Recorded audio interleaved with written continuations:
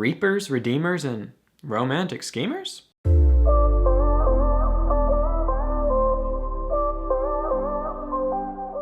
Well, hey guys, welcome back to our series, Life in the Word. It's a new series on this channel that I'm super excited about, where we are just diving into Scripture. My goal is to help unpack it for you in such a way that leads you to love God and love others more. Hopefully, we will learn some things together and translate what we're learning into action. Today we are going to be jumping back into the book of Ruth, this week in Ruth chapter 2. If you missed last week's video, you can go ahead and check it out. I'll link it up there so that you're up to speed. Now, before we jump into it, I just want to give you a little preview of where we're going to be going in this video. So we're going to do a couple things today. I want to give you 2 key points of background on this that will help you understand what's going on, and then I want to give you 2 key takeaways from this chapter. It just so happens that they're all going to start with the letter R, so whether that's cheesy, convenient, or memorable, I don't know, but that's what we're doing.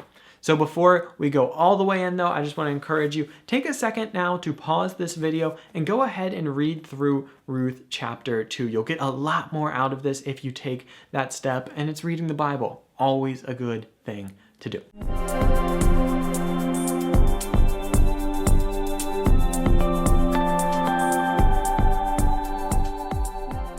All right, I'm going to trust that you guys took a second to pause this video and went ahead and read Ruth chapter 2. I hope you enjoyed it, and now let's get into it. So our first key point of background deals with reaping.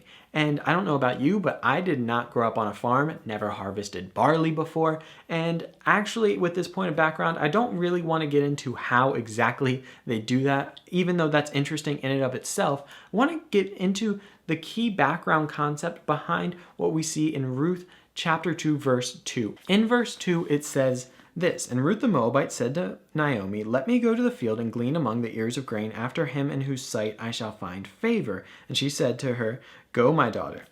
So what exactly is Ruth planning on doing here? She's going to harvest in this man's field, but is she trying to get a job with him? Is she just going to kind of sneak around and steal some crops from him? Like, what exactly is going on?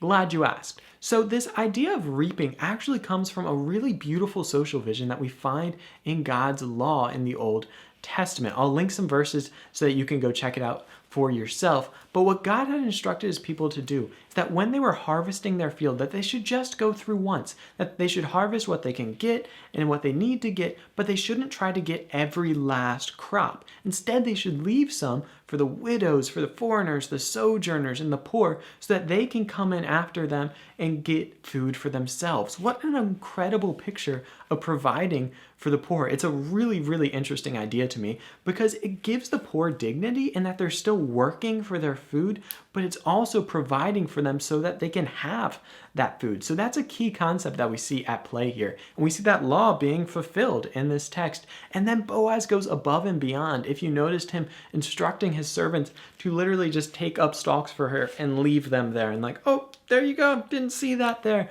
What an interesting idea. And this guy is really going above and beyond in it. But in any case, we see this law being played out. And I think that's a really good thing to understand before you try to come to conclusions about what's going on here. The second key point of background for you, and our second R for today, is redemption. Now, a central theme in the book of Ruth is kinsmen, redeemers, redemption, however you want to put it. And we see this in Ruth 2, verse 20, when it is revealed that Boaz is a redeemer. And you might have read that and gone, well, what does that even mean? And so I'll read the verse real quick. And it says this, it's starting in verse 20. It says, "And Naomi said to her daughter-in-law, 'May he be blessed by the Lord, whose kindness has not forsaken the living or the dead.' Naomi also said to her, 'The man is a close relative of ours,'" and get this, "'one of our redeemers.'" And this is going to be really, really important as the story goes on, and I don't want to spoil it because we've got more videos to come and we'll get more in depth with it then. But for now, it's good to know that what she's talking about here actually maps on to another Old Testament law, kind of a couple, but the key one being that around Levirate marriage in the book of Deuteronomy. Now, before I explain this, promise no judgment on it. Remember, it's always good to have on our cross-cultural lenses as we're reading the Bible. Remember that this is a time period apart from yours, is a different culture. Just as you wouldn't go to, say, Kenya and be mad that they didn't have Chick-fil-A. We can't necessarily expect to go back to Israel in the time of the judges and think that they're going to be like 21st century America. So with that disclaimer, let me explain Levirate marriage. The concept of Levirate marriage is kind of weird sounding, but basically what would happen is if a woman's husband died and she didn't have any sons to take care of her, one of her husband's brothers was obligated to marry her. And this was for two primary reasons.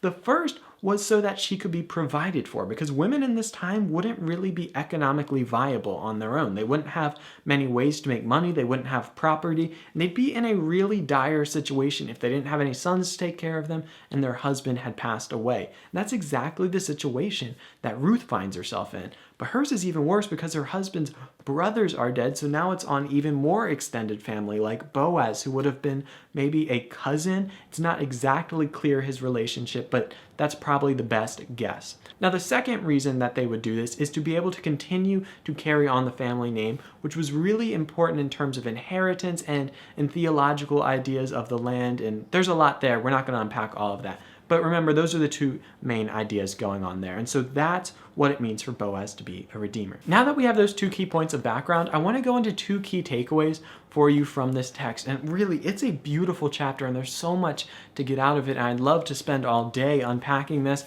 but you don't have all day to watch this. So we're going to limit it to two. And they're both going to start with R again. So our first R is restoration. When I speak of restoration, what I really want to get at here is how we see God's heart for restoring the poor. Now, I don't want to set off any landmines by talking about social justice because I know it's a very touchy subject for evangelicals, and I frankly do not want to get into any of those debates. That just does not seem fun. I don't need that in the comment section.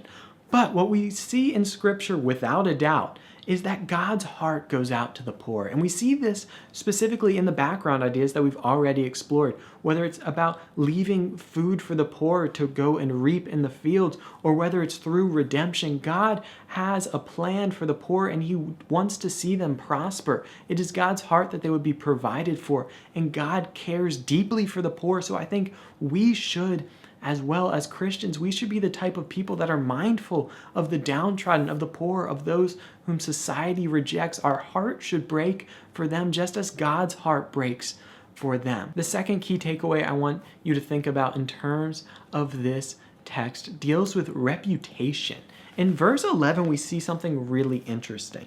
It says this, "But Boaz answered her, 'All that you have done for your mother-in-law since the death of your husband has been fully told to me, and how you left your father and mother and your native land and came to a people that you did not know before.'" In verse 12 it goes on, "The Lord repay you for what you have done, and a full reward be given you by the Lord, the God of Israel, under whose wings you have come to take refuge." And I thought about adding another R, refuge, but I wanted to save you from more talk. But in any case, what we see here in terms of reputation is that Ruth's private faithfulness is leading to public blessing. Now get this isn't a formula to be manipulated. It's not that we are faithful in private so that we will be blessed in public, but it is out of the overflow of her private faithfulness that her character is built. And the same is true for you and me. Our character is really forged in those moments that people don't see, when we choose to do the right thing even when no one is watching. That is what shapes who we are, and that is what builds our reputation. In the book of Proverbs, it says that our reputation is so valuable, and it compares our reputation to that of gold and says a good reputation is worth even more. And as Christians, we want to guard our reputation. We want to be faithful in the little things, faithful in private, so that it will create who we are, and that is what will be seen in public. Now, we do not do this so that people will look at us and say, we're so great, but we do this because we are ambassadors of Christ, and our reputation is a powerful thing, and it comes out of our private faithfulness. So when we put the background together with our key takeaways, I think this can lead to some pretty clear action in your life. In terms of restoration, we see that motif of God caring for the poor.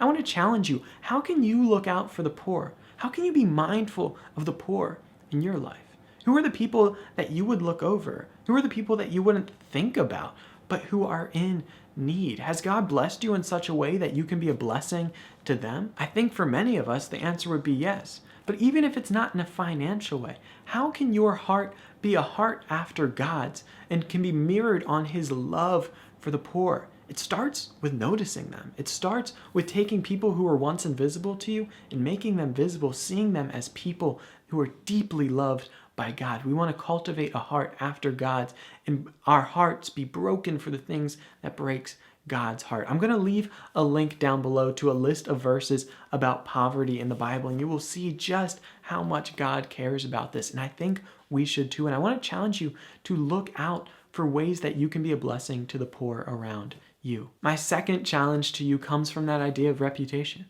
How can you be faithful in private today and this week and this month?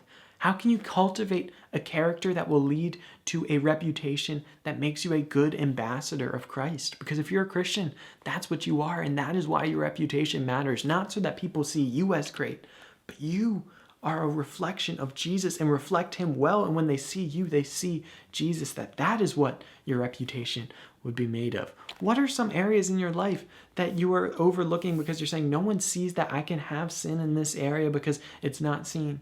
How can you surrender that to God? What areas of your life are not surrendered to God? Your reputation is the overflow of what you do in private. And I hope it's private faithfulness that is leading to the reputation that people in public will see.